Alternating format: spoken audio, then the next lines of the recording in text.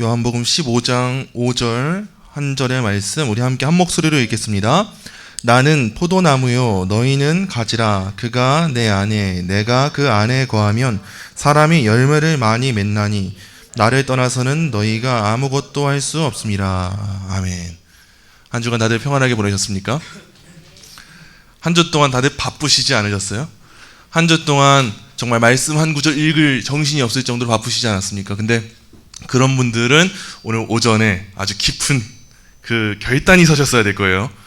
이 한 주간에 내가 말씀 읽을 시간조차 없게 바쁘다는 건 하나님을 벗어나 바쁜 거구나. 이걸 여러분이 많이 깨달으실 거예요. 저도 한 주 동안 너무 바빴어요. 왜 바빴을까요? 여태 공부 안 했으니까 바빴죠. 여태 공부 안 했으니까 바빴죠. 그래서 너무 바빴는데 오히려 바쁜 기간 중에 위로가 있어요. 공부를 너무 하기 싫잖아요. 그럼 저는 그때 이상하게 신학책이 눈에 더 잘 들어와요. 말씀이 너무 잘 읽혀지는 거예요. 공부하기 싫을 때는. 여러분 안 그러세요? 설거지 하기 싫을 때 소율이 문답이 듣고 싶고 말씀해 보고 싶고 그런 삶을 여러분이 사셔야 되잖아요. 그러니까 여러분들도 한 주간 또 바쁜 한 주를 보내실 때 그 와중에 꼭 말씀 읽는 시간, 말씀 묵상하는 시간, 소율이 문답 읽는 시간, 이런 영적 성장을 위한 시간을 여러분 꼭 만드셔서 그 시간만큼은 꼭 차지하시기 원합니다. 오늘은 소율이 문답 30문인데요. 예수님과의 연합, 그리스도와의 연합에 대해서 한번 중심적으로 살펴보도록 하겠습니다. 소율이 문답 30문 제가 묻고 여러분이 답하시겠습니다. 성령께서 그리스도에서 하신 구속을 우리에게 어떻게 적용하셨는가?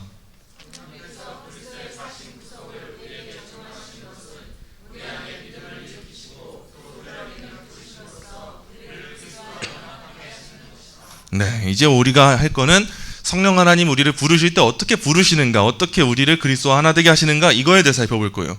우리가 지난주 29문부터 본 게 뭐였냐면 예수님의 구속이 우리한테 어떻게 적용이 되는가, 어떻게 그 구속이 내 거가 되는가, 어떻게 나와 관계 있어지는가, 이거를 다룬 게 지난 29문이었고 이제 오늘 30문에 와서는 그건 바로 이렇게 되는 거야를 말해주는 게 오늘의 30문입니다.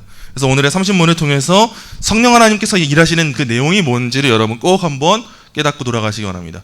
먼저 우리가 살필 거는 성령 하나님의 적용이 우리한테 어떻게 이루어지는가, 바로 이 내용이에요. 이 적용하다라는 단어는요, 문자 그대로 이해할 때 이런 뜻입니다. 상처가 난 부위에 연고를 바르거나 고약을 붙이는 것.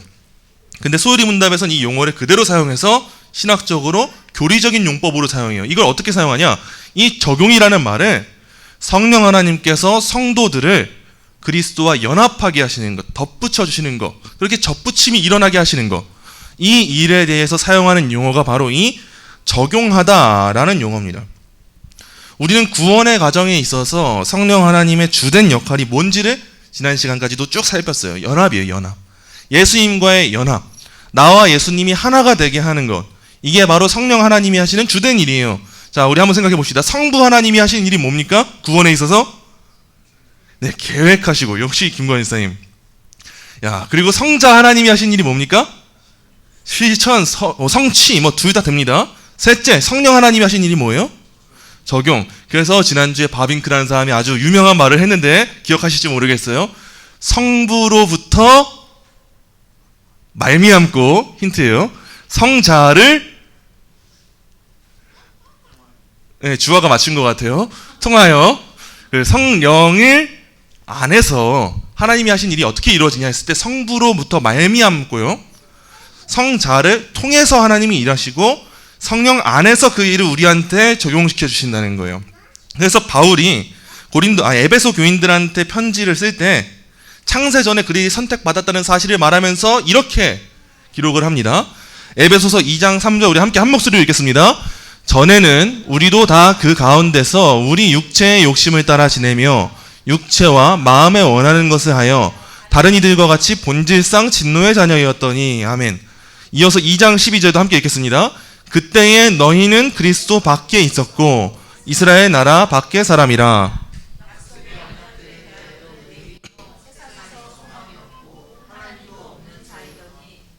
네, 에베소 교인들이 지금 바울이 편지를 쓰는 이 당시는 교인들이에요, 성도들이에요. 근데 중요한 게 뭐예요? 지금은 이 사람들이 그리스도 안에 거하고 그리스도와 연합한 사람이 되었는데 이들의 원래 상태가 어땠냐는 거예요. 이들이 구원받기 이전에, 교회가 되기 전에 성도가 되기 전에 그 상태가 어땠어요? 전에는 우리도 본질상 진노의 자녀이었더니, 원래 우리 존재가 그렇습니다. 원래 우리는 본질상 진노의 자녀이었어요. 그때 우리의 상태가 어땠냐? 그때 우리의 위치가 어땠냐? 너무 명확하게 말해줘요. 그때에 너희는 그리스도 밖에 있었다. 이 그리스도 밖에 있었다라는 이 말이 단순히 장소적인 용어가 아니라 우리가 그리스도와 하나 되지 않은 상태였다, 이걸 말해주는 용어예요.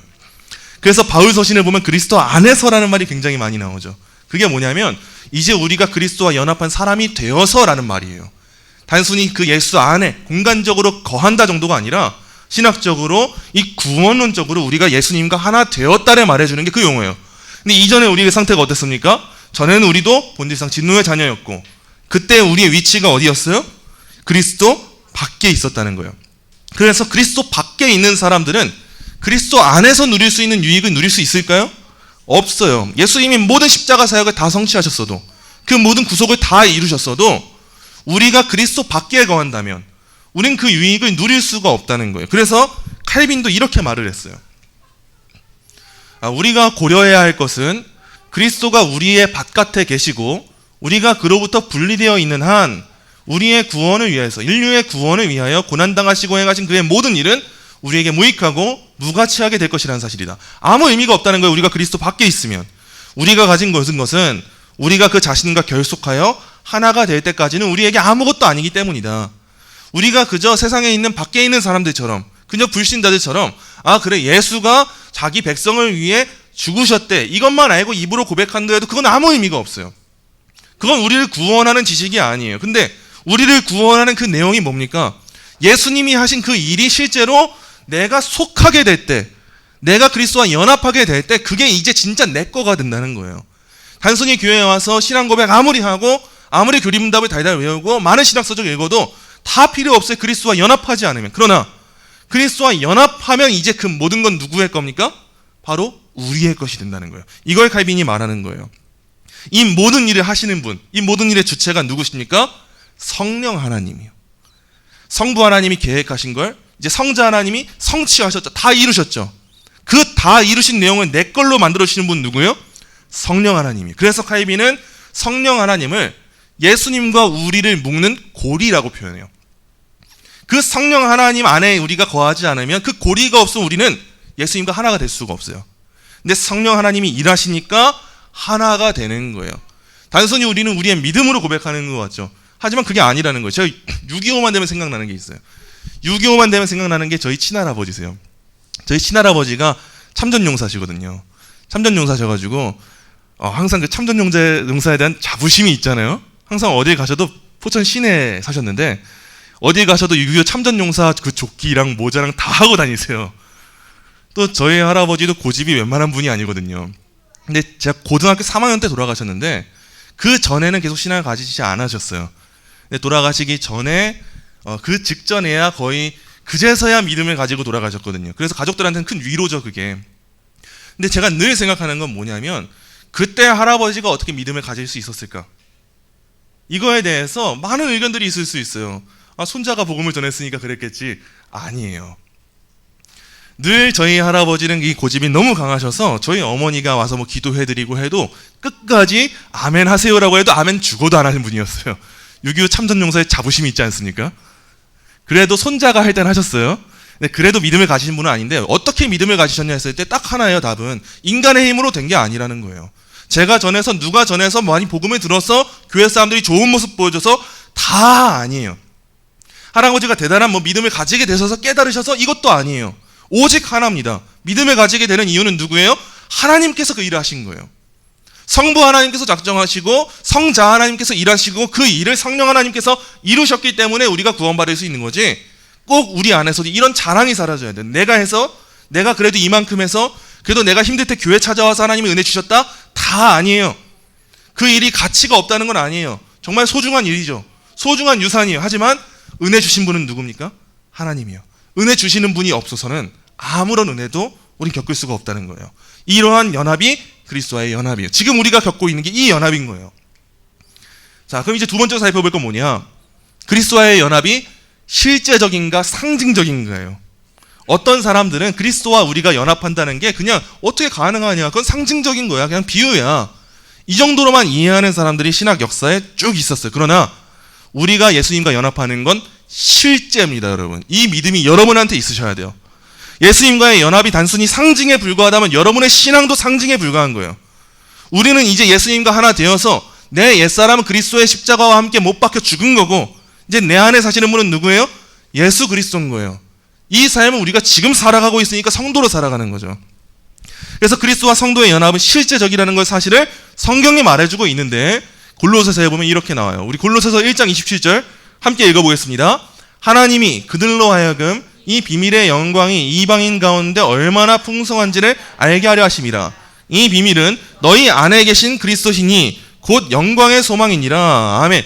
여기서 뭐라고 말해? 너희 안에 계신 그리스도시니, 이 비밀이라는 거예요. 이게 그리스도께서 우리 안에 계신 연합이 실제로 이루어졌다는 걸 성경이 지금 말해주고 있는 거예요. 근데 로마서 8장 10절에도 함께 읽겠습니다. 또 그리스도께서 너희 안에 계시면 몸은 죄로 말미암아 죽은 것이나 영은 의로 말미암아 살아있는 것이니라. 아멘. 우리가 성경을 어떻게 대하냐가 이런 데서 중요한 거예요. 자유주의 신학자들이 그런 것처럼 성경을 그저 비유로, 상징으로, 신화로만 이해하면 우리의 신앙도 비유와 상징에 불과해져요. 하지만 성경이 실제로 하나님의 살아있는 말씀이라는 믿음이 있어야 예수님과의 연합도 살아있는 능력이 있는 거예요. 성경에서 뭐라고 말합니까? 너희 안에 그리스도가 계시다고 말해요. 실제로, 역사적으로, 사실로. 그리고 또 그리스도께서 너희 안에 계시다라고 말하는 게 성경의 말인 거예요. 그리고 또 성경에서 뭐라고 말하냐? 성도들도 그리스도 안에 있다고 말해요. 고린도전서의 말씀인데 우리 함께 읽겠습니다.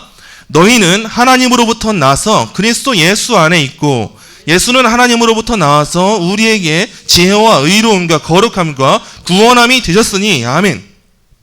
성경이 뭐라고 말하고 있어요?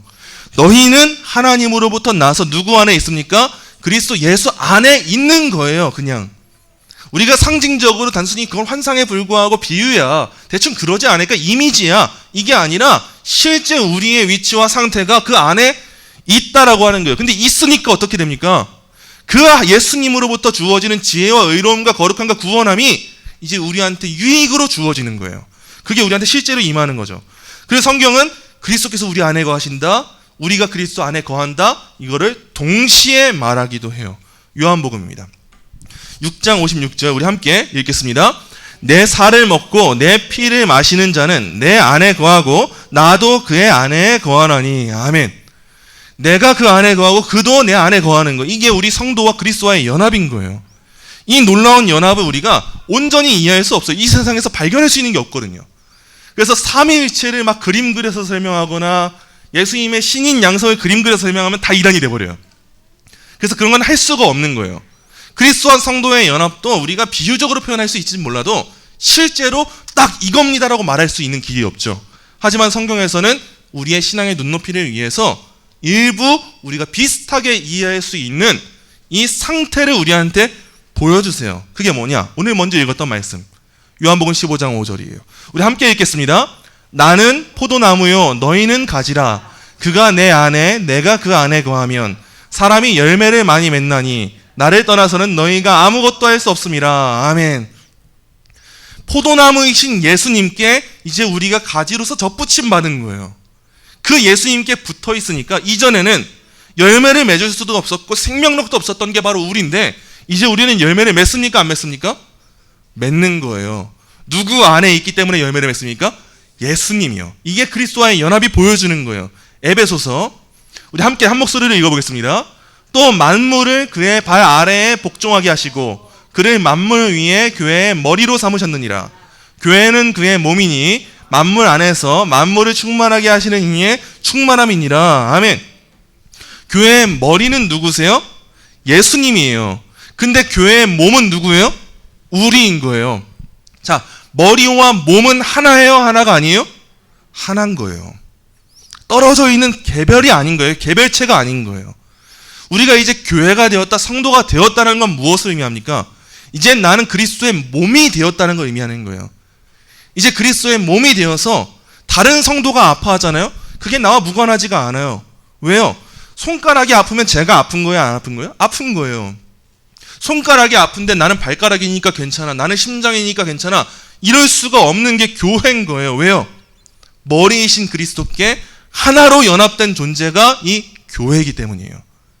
하나님께서는 우리에게 그리스도와 우리의 연합을 위해서, 그걸 보여주기 위해서 포도나무와 가지를 통해서도, 그리고 이 교회의 머리와 몸의 관계를 통해서도 우리한테 이걸 깨닫게 하신 거예요. 그렇지만 이 모든 게 우리한테 실제적으로 예수님과의 연합을 다 알려줄 수는 없습니다. 성경에서 보여주는 많은 연합들이 있어요. 아담과 그의 후손이 연합했다. 이것도 성경에서 보여주는 연합 중 하나고, 또 남편과 아내가 연합했다. 이것도 보여주는 연합 중 하나인데, 남편과 아내의 연합으로 예를 들면 그리스도와의 연합이 너무 낮아 보이죠? 자, 신학교 교수님들 중에서도 저희가 존경하는 교수님인데 이 결혼의 의미를 설명하시면서 하나님은 왜 결혼을 제정하셨을까? 다들 교회에서 그리스도와 교회의 모습을 이해하게 하기 위해서 하나님이 결혼을 주셨다.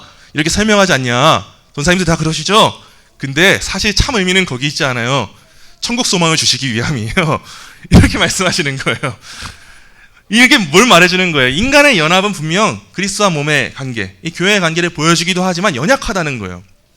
그래서 우리가 그리스도와의 연합이 무엇인지를 어느 조금은 알 수 있을지 몰라도 다 알 수는 없다는 거죠. 이 말은 또 뭘 의미할까요? 성도와 그리스도와의 연합은 세상의 어떤 것들을 갖다 비교해도 비교할 수 없을 만큼 값지고 유익하다는 거예요. 그만큼 대단한 일이 그리스도와 연합이라는 거예요. 그렇기 때문에 여러분이 성경 읽으시면서 꼭 그리스도 안에서라는 말이 나올 때 이 안에서 충만한 위로와 소망을 느끼셔야 되는 거예요. 그리스도 안에서라는 말이 나오면 내가 그리스도와 연합했기 때문에 받은 구원이구나. 그리스도 안에서라는 말이 나오면 나는 그리스도와 연합한 자가 된 거구나. 그리스도 안에서라는 말이 나오면 이제 그럼 나는 그리스도 안에서 사는 사람답게 살아가야 하는구나. 이걸 여러분이 꼭 배우셔야 되는 거예요. 이렇게 예수님과 우리를 하나로 묶는 끈은 성령 하나님입니다. 그리스도의 편에서, 하나님의 편에서 성도와 그리스도를 묶는 연합의 끈이 누구냐? 그거는 성령 하나님이에요. 그리스도와 성도를 묶는 고리는 성령 하나님이다. 이렇게 칼빈이 말한 거예요. 근데 우리의 편에서 예수님과 우리를 하나로 묶는 끈이 있다면 그건 뭘까요? 그 하나님의 편에서는 성령 하나님이 하시는 일이지만 성령 하나님은 우리에게 어떻게 일하실까요? 그건 바로 믿음입니다. 믿음 또한 하나님이 주시는 거기 때문에 우리의 공로라고 말할 수는 없어요. 그렇지만 하나님이 도구로 사용하시는 게 뭐냐 했을 때 그건 믿음이에요. 우리가 믿어야 그리스도와 연합하는 거예요. 이 믿음을 누가 주십니까? 하나님이에요. 이 놀라운 신비가 우리 신앙 안에 담겨 있는 거예요. 믿음으로 성도들은 그리스도를 붙잡는 거고 그리스도를 소유하는 거고 이것에 힘입어서 살게 되는 거예요. 믿음으로 말미암아 사는 거예요, 이게. 그래서 앞에서 살핀 것처럼 이 연합을 인도하시는 분은 성령 하나님인데 우리가 해야 될 건 뭐냐? 성령 하나님이 우리 안에서 하게 하시는 건 뭐냐 했을 때 그거는 바로 이 효력 있는 부르심으로 말미암아 믿음을 갖게 하신다는 거예요. 그래서 갈라디아서에서 바울이 이렇게 고백해요. 내가 그리스도와 함께 십자가에 못 박혔나니 그런즉 이제는 내가 사는 것이 아니요 오직 내 안에 그리스도께서 사시는 것이라. 이제 내가 육체 가운데 사는 것은 나를 사랑하사 나를 위하여 자기 자신을 버리신 하나님의 아들을 믿는 믿음 안에서 사는 것이라. 아멘. 여기서 바울은 예수님과의 연합의 진리를 너무 강조한 나머지 어떤 의미에서 이제 자기 자신이 살아있는 게 의미가 없는 것처럼 표현하죠. 이제 나라는 존재가 완전 삭제된 것처럼 말해요. 얼마나 강조하고 싶었으면. 근데 이 말씀 잘 읽어보시잖아요. 오히려 바울이 여전히 살아있다는 걸 여러분이 발견하셔야 돼요. 잘 읽어보시면요. 이제 바울이 육체 가운데 사는 것은 어떻게 사는 겁니까? 믿음 안에서 사는 거예요. 우리가 이 말씀을 단편적으로만 읽으면 바울이라는 사람이 예수님과 하나되니까 바울이라는 사람이 삭제가 됐구나. 이제 바울은 하는 게 아무것도 없고 예수님만 다 하시는 그 삶이구나. 이렇게만 이해할 수가 있는데 이건 반쪽이고요. 진짜 그 그리스도와의 연합을 이해한 사람은 이걸 발견하게 돼요. 이제 바울이 육체 가운데 이 세상에서 살아간다는 것은 그냥 다 맡겨버리고 나는 아무것도 몰라요. 나는 없어요. 이러고 사는 게 아니라 뭐 안에서 삽니까?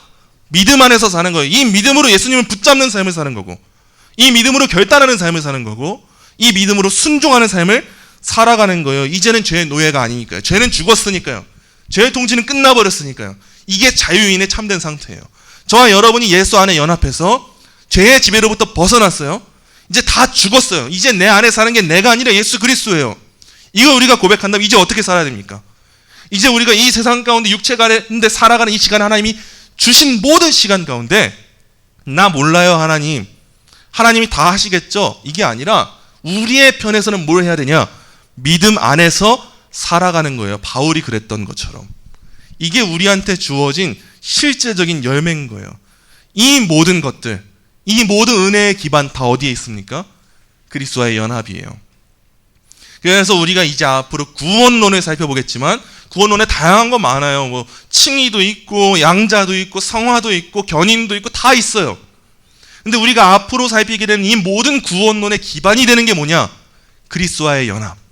그리스도와의 연합이 없으면요, 칭의가 의미가 없습니다. 그리스도와의 연합이 없으면 성화가 의미가 없고, 그리스도와의 연합이 없으면 양자가 의미가 없고, 그리스도와의 연합이 없으면 구원 자체가 의미가 없는 거예요. 그러나 하나님께서 우리에게 하신 일, 그게 뭐냐?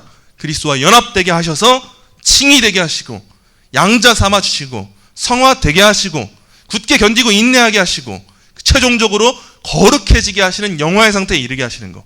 이걸 하나님이 그리스도를 기반으로 삼아 성령 안에서 우리에게 이루셨다는 거예요. 이게 바로 우리가 오늘 살피는 그리스도와의 연합입니다. 여러분, 오늘 꼭 이거를 기억하시고 돌아가시기 바랍니다. 오늘의 30문 제가 묻고 이제 여러분이 다시 답하실 텐데, 이 점 이제 다시 의미가 달라지겠죠?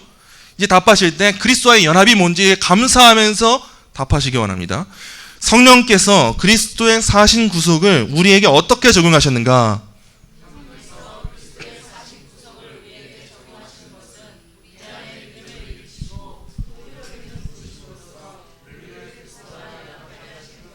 네, 성령께서 우리한테 적용하시는 것은 우리한테 믿음을 일으키신 거예요. 그래서 우리가 믿음을 가지는 거예요.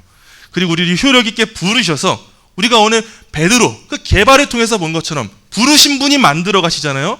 성령 하나님께서 부르셨으니까 우리가 능력 있게 사는 거예요. 그래서 그 성령 하나님께서 우리를 그리스도와 연합하게 하셔서 그 모든 유익을 누리게 하셨다는 거예요. 오늘은 두 가지의 적용점을 나누려고 하는데, 첫째입니다. 그리스도와 연합 교리, 이걸 통해서 꼭 성도가 어떤 사람들인지 여러분 꼭 묵상하시기 원합니다. 그리스도와의 연합 교리는요, 성도가 어떤 존재인지를 말해줘요. 성도란 다른 세상 사람들과 달리 이 땅에서부터 이미 지극히 존귀하게 된 사람들이에요. 우리는 주눅 들 필요가 없습니다. 왜 이렇게 그리스도인들이 자신이 없습니까? 이 세상 가운데 살아가고 이 세상 가운데 막강한 사람들이 있어도 우리 그리스도인들은 자신이 있어야죠. 어떤 과학자가 와도, 어떤 대단한 사람이 와도 우리는 무슨 진리의 근거에 살아갑니까? 성경의 진리예요. 다른 무언가가 아니에요. 그럼 이제 우리는 근거 없는 자신감이 아니라 근거 있는 자신감으로 살아야죠. 그리스도인인데, 내가 그리스도와 연합했는데 뭐가 두려워서 고개 숙이고 다녀요, 성도가. 그러면 안 되는 거예요. 이 존재를 상기할 때 이 세상에서 멸시와 천대와 핍박받을 수 있습니다. 하지만 우리는 그리스도의 몸이고 하늘의 상속자인 거예요. 그러면 우리는 이런 사실을 알 수가 있어요. 첫째, 성도를 박해하고 압제하며 학대하는 자들에게 화가 있다는 사실, 이거 알 수 있습니다. 성도는 어떤 존재입니까? 그리스도와 연합한 존재예요. 그리스도와 하나 된 존재예요. 이제 그 성도를 핍박하는 자들에게 예수님 물으시겠죠. 사도 바울한테 사울아 사울아라고 물으셨던 것처럼 감히 그리스도의 몸을 핍박하고 박해한다면 하나님이 마지막 최후의 날에 정확히 보응하시겠죠. 우린 이걸 알고 있기에 우리가 보복하지 않는 거예요. 하나님이 심판하신다는 거 아니까 내가 심판하지 않는 겁니다. 그러므로 우리는 이 세상에서 핍박당하고 박제당해도 그 사람에게 화가 나서 막 보복하려고 하는 이 마음을 가지면 안 되고, 또 어디서 위로를 얻습니까? 하나님의 위로가 있다는 거, 여기서 위로를 얻어야 되는 거예요. 둘째입니다. 믿음의 가정들에게 더 착한 일 많이 해야 된다는 거, 이것도 여러분 아셔야 돼요. 우리가 불신자들에게 잘하는 건 너무 중요합니다. 하지만 우리한테 더 중요한 건 뭡니까? 신자들에게 잘하는 거예요. 예수님과 연합한 사람들한테 잘하는 거예요. 그래서 사도 바울도 갈라디아서의 말씀을 보면은 모든 사람들한테 착한 일을 하되 믿음의 가정들한테는 더 하라고 말해요. 근데 요즘 우리들은 반대로 가고 있죠. 믿음 없는 사람들한테 더 잘하고 믿음 가진 사람한테 더 못해요. 저 사람은 믿음 있으니까 괜찮겠지 이러면서. 근데 반대예요. 성경의 가르침은 믿음 있는 사람한테 더 잘하는 거예요. 믿음 없는 사람한테 못하라는 말 아니에요. 믿음 있는 사람들한테 더 잘해야 돼요. 왜요? 그게 그리스도와 연합한 사람을 섬기는 거여서 그래요. 그리스도의 몸을 섬기는 거여서 그래요. 그러면 꼭 기억하세요, 여러분. 믿음 있는 사람한테 더 잘해야 된다는 거예요. 그리고 하나님이 그들에게 복을 주시고 상을 주시겠죠. 마지막 셋째입니다. 성도들은 서로가 한 몸의 지체다. 이걸 꼭 기억하셔야 돼요. 그래서 아까 전에도 우리가 교회의 관계에서 본 것처럼 우린 다 한 몸이기 때문에 교회 안에서 서로 비방하거나 서로 안 좋게 비판하거나 서로를 사랑하지 못하거나 품지 못하거나 그러면 안 되는 거예요. 이제 우리는 서로 긍휼하게 서로가 그리스도를 대하는 것처럼 그렇게 대하는 공동체가 될 때 우리 동행교회가 더 그리스도의 몸된 지체다운 그런 교회가 될 수 있는 겁니다. 우리의 존재를 묵상하면서 꼭 이번 한 주간 성도를 박해하고 압제하는 자들에게 화가 있다는 거, 하나님이 하시는 일이 있다는 거 기억하시고 믿음의 가정들에게 더 잘하는 한 주 보내세요. 오늘 집에 돌아가시기 전에도 믿음의 가정들에게, 믿음의 사람들에게 이 사람이 예수님과 연합한 사람이다, 이걸 가지고 더 좋은 말 많이 하시고 따뜻하게 나누세요. 그리고 우리 교회를 세우기 위해서 더 힘쓰시는 여러분 되기 원합니다. 크게 두 번째로, 다음으로 적용점은 이겁니다. 이건 좀 어려운데요. 삼위일체론적, 기독론적 구원론을 묵상하세요. 야, 그냥 구원론이라고 하면 되지 앞에 붙는 말이 많아요. 왜요? 하나님이 하신 일이 많아서 그래요. 그냥 단순하게 구원론이라고 하는 것과 삼위일체론적, 기독론적 구원론이라고 하는 건 그 깊이가 달라집니다. 구원론의 핵심은 오늘 다룬 것처럼 그리스도와의 연합이에요. 예수님과의 연합. 근데 이 예수님과의 연합에 대해서 제가 너무 존경하는 교수님이 이런 말을 남겼는데 오늘 누구일까요? 그 사람이.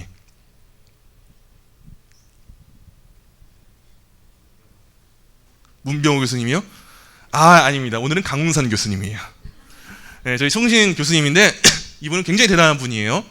우리가 나중에 기독교 서점에 가셔서 여러분 우리 개혁주의 신학을 공부하고 싶거나 이러실 때 꿀팁인데요. 우리 합동 측에서 가장 정골이라고 할 수 있는, 가장 제대로 된 엘리트 코스를 밟았다고 할 수 있는 그 코스가 뭐냐 했을 때 그건 바로 미국에 있는 웨스트민스터 신학교를 나오는 거예요.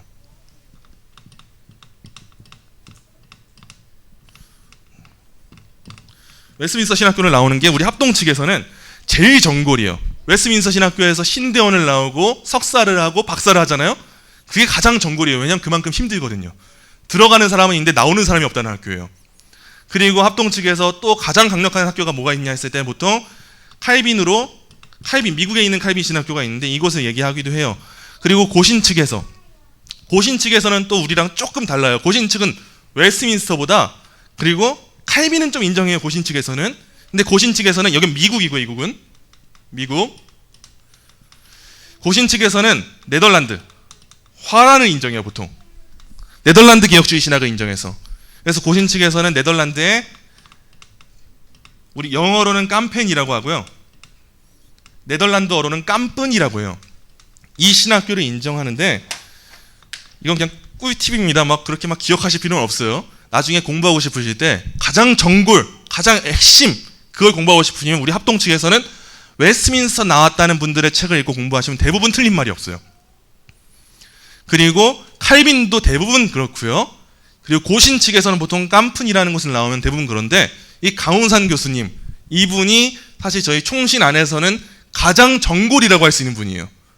총신 안에서도 이렇게 웨스트민스터만 나온 분을 찾기 힘들 정도로 졸업이 힘든 학교가 이 학교인데 이분이 이런 말을 해요. 그리스도가 완성하신 구원을 성령이 우리에게 적용하시기 위해 필요한 마지막 단계가 무엇인가, 적용하시기 위해 필요한 게 뭔가, 그 연결고리가 뭐다? 그리스도와의 연합이다. 근데 중요한 말이 여기서 나오는데, 그리스도와의 연합은 구속사적 차원의 구원이 구원론적 차원의 구원이 되게 한다. 어려운 말이에요. 다시 한번 곱씹어서 이해해 보실 필요가 있어요. 그리스도와의 연합은 구속사적 차원의 구원이, 이게 무슨 말이냐면 하나님에게 머물고 있던 구원이라는 말과 같은 거예요. 하나님이 작정하시고 계획하신 그 영역에 있던 구원이 구원론적 차원의 구원이 된다는 게 이게 뭡니까? 나에게 적용되는 구원이 되게 되는 거. 이게 바로 그리스도와의 연합이라는 거예요. 그전에는 하나님의 작정으로만 머물고 있었고 하나님의 계획으로 머물고 하나님의 성취로 머물던 그 구속사적 차원에 있었던 구원이라는 게 내 삶에 직접적으로 영향을 끼치고 구원론이 되는 것. 그게 뭐냐? 예수님과의 연합이라는 거예요. 그래서 성령을 통해 우리가 부활하신 그리스도와 연합함으로써 완성된 구원이 우리의 것이 된다. 이렇게 말을 해요. 예수님과의 연합을 우리가 너무 단순하게 생각할 때가 있어요. 그냥 마치 예수님과 손잡고 다니는 것처럼, 친구 된 것처럼, 단순하게 우리가 어울려 다니는 것처럼 그 정도로만 생각할 수가 있는데, 이게 무엇인지, 이 은혜가 무엇인지 아는 사람은 그리스도와의 연합이라는 말만 나와도 놀랍니다. 그리스도 안에서라는 말만 나와도 눈물이 흐르는 거예요. 에베소서를 보면서 그리스도 안에서라는 말이 나올 때마다 그래요, 아멘, 할렐루야라는 마음이 나올 수밖에 없는 게 바로 이 놀라운 사건이라는 거예요. 이 사건은 누가 고백하겠습니까? 누가 감사하다고 말하겠습니까? 우리가 오늘 이런 내용 안 다루잖아요. 사실 그리스도와의 연합이라는 말이 너무 추상적으로만 머물 수도 있어요. 그냥 이게 하나의 단어구나. 이게 구원받았다는 거구나.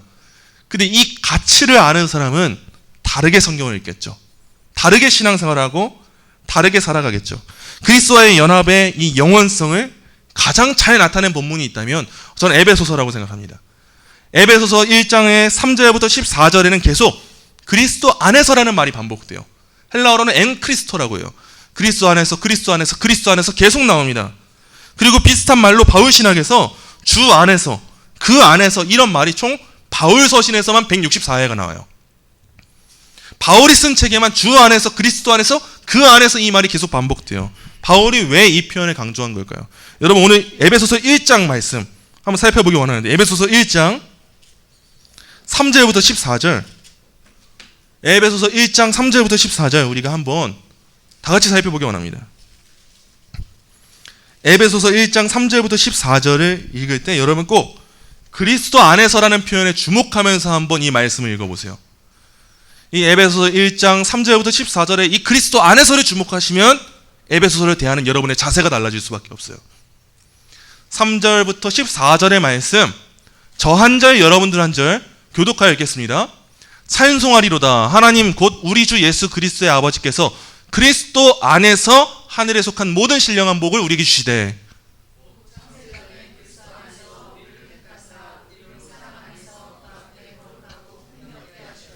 그 기쁘신 뜻대로 우리를 예정하사 여기서 다른 표현이지만 예수 그리스도로 말미암아 자기의 아들들이 되게 하셨으니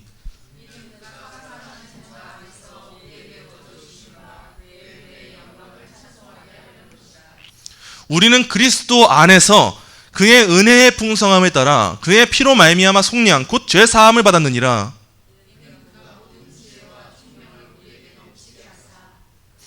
그 뜻의 비밀을 우리에게 알리신 것이요 그의 기뻐하심을 따라 그리스도 안에서 때가 찬 경륜을 위하여 예정하신 것이니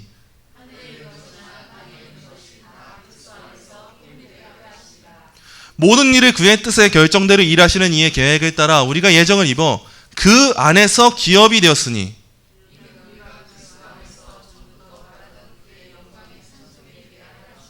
그 안에서 너희도 진리의 말씀 곧 너희의 구원의 복음을 듣고 그 안에서 또한 믿어 약속의 성령으로 인치심을 받았으니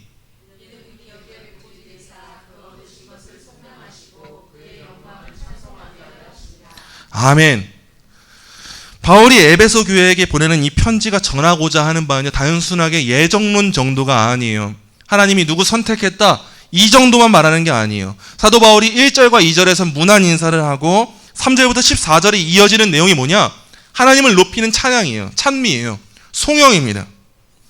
이 송영은 우리가 구원받은 것이 우리의 개인적인 일이 아니고 주관적인 일이 아니고 그렇게 흔들릴 수 있는 일이 아니라 내 힘으로 되는 게 아니라 오직 하나님께서 이루신 일이라는 것에 대한 찬양인 거예요. 그렇기 때문에 우리의 구원은 절대 변하지 않고 흔들리지 않는다는 걸 고백하는 게 이 에베소 편지 1장에 나오는 거예요. 근데 이 찬양의 고백이 누구의 고백이어야 됩니까, 여러분? 우리의 고백이에요. 앞에 나온 모든 그리스도 안에서 있죠. 그리스도 예수 안에서 아버지께서 그리스도 안에서 하늘에 속한 모든 걸 우리한테 다 주신 거. 창세전에 그리스도 안에서 우리를 택해 주신 거. 그리고 그가 사랑하시는 자 안에서 우리한테 거저 주신 거. 그리고 그리스도 안에서 그의 풍성함을 따라 속량 받은 거. 그 뜻의 비밀을 우리한테 알려주셨고 그의 기쁘심을 따라서 그리스도 안에서 모든 걸 예정하신 거. 하늘에 있는 것이나 땅에 있는 것이 다 그리스도 안에서 하나 되게 하시는 거. 모든 일을 그분의 뜻대로 되게 하시는 분이 우리가 그의 예정을 입어서 그 안에서 기업이 되게 하신 거. 우리가 그리스도 안에서 모든 영광의 찬송이 되게 하시는 거. 그 안에서 진리의 말씀을 듣게 하시는 거. 그 안에서 믿어서 성령으로 인치심을 받게 하신 거. 이 모든 일의 중심이 무엇입니까? 그리스도 안에서인 거예요. 그리스도와의 연합에 있는 거예요. 그리고 이 모든 일의 결말이 뭡니까? 최종적인 상태 14절인 거예요. 이는 우리 기업의 보증이 되사 그 얻으신 것을 속량하시고 그의 영광을 찬송하게 하려 하심이라. 만약 우리의 입술에 찬양이 없습니까? 찬양이 없다면 우리가 그리스도 안에서를 모르는 거예요. 그러나 그리스도 안에서의 깊이를 아는 사람은 그 아는 만큼이나 더 찬양하는 삶을 살겠죠. 우리가 지금 하나님을 영화롭게 하는 삶을 안 삽니까? 그 이유가 뭐예요? 그리스도 안에서 주어진 은혜를 몰라서 그래요. 그 은혜를 아는 사람들은 은혜를 아는 만큼 그 은혜대로 은혜를 찬양하면서 영광을 높이면서 살아가는 거예요. 그래서 우리가 그리스도와의 연합을 구원론을 배우기 전에 가장 먼저 배우고 살피고 묵상해야 되는 거예요. 그래서 강훈상 교수님이 이렇게 말을 해요. 그리스도와의 연합은 구원의 근원이고 출발이고 현장이고 환경이고 목적이고 방향이다. 영원 전부터 지금 현재에도 그리고 영원 끝까지 그리스도와의 연합 안에 구원이 있다. 저와 여러분이 속한 것이 바로 이 연합입니다. 이 안에서 이 모든 것을 이루시는 예수님이 출발이고 현장이고 환경이고 목적이고 방향인 이 연합이 우리의 삶 가운데 이루어진 건데 어찌 우리가 성도답지 않게 살아가요? 그러면 안 되는 거예요. 여러분 더 자신 있게 더 열심 다해서 더 믿음으로 그리스도만 바라보면서 그리스도가 목적이 되는 삶, 연합한 사람다운 삶, 꼭 이 삶을 살아가는 저와 여러분이 되시길 간절히 소망합니다.